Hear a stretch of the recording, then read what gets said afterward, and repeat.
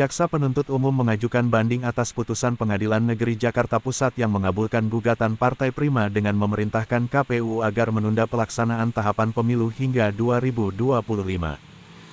Putusan Pengadilan Negeri Jakarta Pusat itu menyatakan sekaligus menyadarkan publik bahwa isu penundaan pemilu bukan isu belaka, melainkan memang sedang diupayakan untuk terjadi demi melanggengkan pemerintahan Jokowi.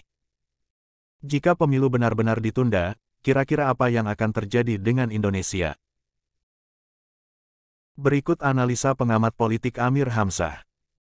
Ya, saya kira sebagai manusia yang percaya kepada kebesaran Tuhan, kemampuan kita itu kan cuma untuk menyusun rencana. Tetapi apa yang akan terjadi besok kan kita nggak tahu. Hal-hal seperti ini juga kan akhirnya menjadi inspirasi bagi kita untuk melakukan analisa tentang kondisi kebangsaan dan kenegaraan kita ini, terutama menjelang berakhirnya masa jabatan Presiden Jokowi dan rezimnya yang nanti akan berakhir pada tanggal 20 Oktober 2024. Nah, kalau kita bicara dari praktek ketatanegaraan, pada tanggal 20 Oktober 2024 itu masa jabatan Presiden Jokowi berakhir, MPR, DPR, DPD, semua lembaga yang ada dalam rezim Jokowi ini juga menjadi batal demi hukum. Karena masa baktinya itu kan sudah selesai. Nah, sementara itu, kalau nggak salah ya, salah ingat mungkin di pasal 22E dari Undang-Undang Dasar 45 menyatakan bahwa pemilihan umum itu kan dilakukan 5 tahun sekali. Nah ini karena amanat konstitusi berarti bahwa untuk menjaga suksesi berlangsung secara baik, memenuhi ketentuan konstitusi, juga melewati praktek ketatanegaraan yang bersumber dari konstitusi, maka mau tidak mau pemilu itu harus dilaksanakan. Itulah sebabnya maka kata banyak pihak, kata banyak pakar tata negara, dan mereka yang betul-betul paham konstitusi, seperti apapun keputusan pengadilan pusat kemarin, walaupun dalam amar putusannya tidak secara eksplisit ada kata menunda pemilu ya. Kan cuma kan dalam amar putusannya itu kan menunda tahapan pemilu, menunda pelaksanaan tahapan pemilu kan. Bukan menunda pemilu, tapi dengan menunda tahapan kan berarti menunda pemilu. Nah, itu berarti keputusan Pengadilan Jakarta Pusat itu bertentangan dengan konstitusi. Jadi dari pandangan, kalau kita berpegang pada konstitusi, kemudian merujuk pada praktik ketatanegaraan yang bersumber dari konstitusi, maka tentu kesimpulannya adalah pemilu itu harus dilaksanakan sesuai ketentuan konstitusi. Artinya dengan kata lain berarti melaksanakan pemilu 2024 itu adalah merupakan sikap kita sebagai bangsa yang ingin menjalankan konstitusinya secara baik. Nah, tapi di sela-sela itu kan kemudian muncul ada isu perpanjangan masa jabatan, ada isu penundaan pemilu, dan lain sebagainya. Nah sebenarnya, kalau Presiden Jokowi tegas, dan sekarang ketegasan Presiden Jokowi itu dengan kasus di Kementerian Keuangan, dan kemungkinan juga kalau kita ungkap dari uraian Pak Mahfud MD, mungkin di kementerian lain juga ada kasus yang sama. Yang kalau kasus-kasus baik itu korupsi maupun pencucian uang itu, kalau di Kementerian Keuangan aja kalau bisa ditarik uang itu kembali, itu berarti kita sudah bisa bayar utang. Ya kan, dari 300 miliar itu. Nah, tetapi ini masalahnya karena segala sesuatu diambangkan oleh Presiden Jokowi. Mestinya dia sebagai presiden kan dia bersumpah, waktu dilantik kan dia bersumpah akan melaksanakan konstitusi dan melaksanakan undang-undang secara lurus gitu kan.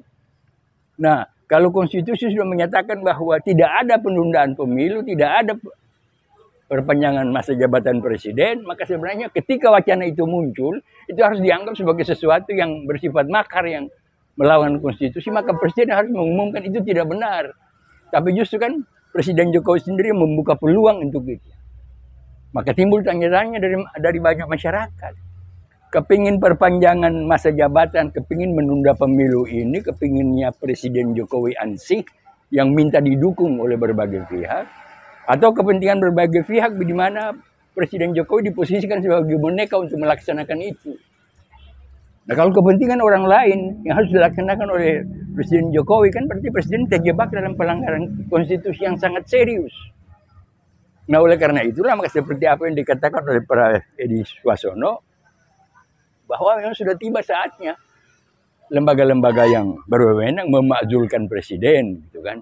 Tapi kalau kita lihat DPR, MPR kan sudah menjadi alat politik dari rezim.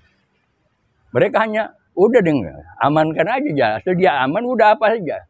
Akhirnya pelanggaran hukum, pelanggaran konstitusi, praktik ketatanegaraan yang terus menyimpang. Nah, tapi perkembangan sekarang ini akhirnya mengatakan bahwa tidak ada jalan lain kecuali pemilu itu harus dilaksanakan sesuai dengan amanat konstitusi, sehingga pergantian rezim suksesi nanti bisa berlangsung secara konstitusional. Nah, sebab kalau mau dipaksakan, maka seperti yang saya bilang tadi, 20 Oktober 2024 Jokowi pulang dari istana, dia nggak punya jabatan apa-apa lagi karena masa jabatannya sudah berakhir.